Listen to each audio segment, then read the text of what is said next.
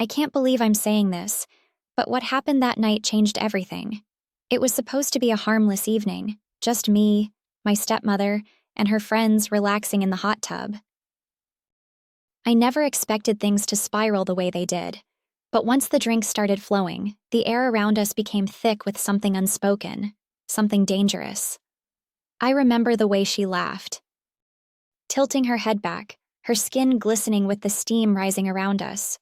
Her friends, women I had only seen in passing, were watching me, their eyes lingering just a second too long. At first, I thought I was imagining it. Maybe it was the alcohol making me read into things that weren't there. But then she leaned closer, her breath warm against my skin, and whispered something that sent shivers down my spine. Everything changed in that moment, the atmosphere, the tension, the way they moved around me. I was trapped, caught in something I didn't understand, something I wasn't sure I could escape. I knew I should get out, leave before it went too far. But my body wouldn't move. I could only sit there, pulse pounding as they closed in. I tried to remind myself that this was my stepmother, that this was just a casual, friendly night. But the way she touched my arm, the way her friends exchanged glances, I knew we had crossed a line. I told myself I was imagining it, but then she did something that erased every doubt from my mind. The night only became more intense from there. The lines between right and wrong blurred until they no longer existed. Every time I thought it couldn't go any further, it did. And the scariest part? A part of me didn't want it to stop. I don't know how it all ended. Or maybe I do, but I'm too afraid to admit it. Because if I do, I have to face the truth. And some things are better left in the dark. I woke up the next morning, my head pounding, my body heavy with exhaustion. Memories from the night before played like fragments of a dream. Hazy, disjointed, yet all too real.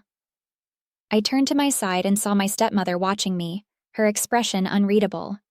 She reached out, her fingers brushing my wrist. "We need to talk," she said. Her voice softer than I expected. My stomach twisted. Did she regret it? Did she want to pretend none of it happened? Or worse, was she about to tell me something I wasn't ready to hear? Her friends had already left, their absence making the house feel eerily quiet. I sat up slowly, forcing myself to meet her gaze. "What happened last night?" I started. But I couldn't finish the sentence. I didn't even know what I wanted to say. She sighed, rubbing her temples as if searching for the right words. "Nothing happened that you didn't want," she finally said, and something in her tone made my breath catch. My pulse quickened. "That's not..." But the memory of my own hesitation, my own lack of resistance, stopped me. Had I wanted it? Had I let it happen? The weight of her words settled over me, suffocating. I needed to get out of there, clear my head, figure out what was real and what was just a blur of alcohol and adrenaline. "I need some air," I mumbled, pushing off the bed and grabbing my clothes. She didn't stop me. She just watched as I left, her expression unreadable. And as I stepped outside, the cool morning air hitting my skin, I realized one terrifying truth.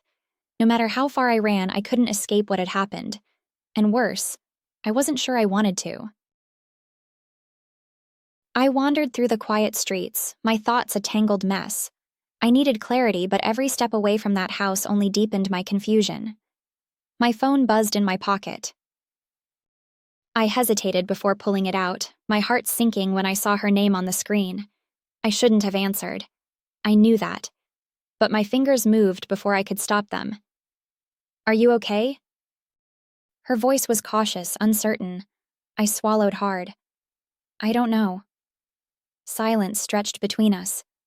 Then softly, "Come back. We need to talk." I should have said no. I should have kept walking. But the pull of unfinished words, unresolved emotions, was too strong. So I turned around and headed back toward the house, knowing that whatever waited for me inside would change my life forever. The door was slightly ajar when I arrived. I stepped inside cautiously, my heart racing. She stood in the living room, arms crossed, eyes unreadable. "I need you to be honest with me," she said. voice steady. Do you regret it? I hesitated. Did I? The memory of her touch, the heat, the way my body had responded. It all came rushing back. My lips parted, but no words came out. Because I don't, she continued, stepping closer. And I need to know if we're on the same page. A part of me wanted to deny everything, to erase the past 12 hours like they had never happened. But another part, a part buried deep and trembling, whispered something else. I don't know, I admitted, voice barely above a whisper. Her gaze softened, and she reached for my hand. Then maybe we should figure it out together. The room felt smaller, the air between us charged. I knew that whatever happened next would define us forever, and I wasn't sure if I was ready for it.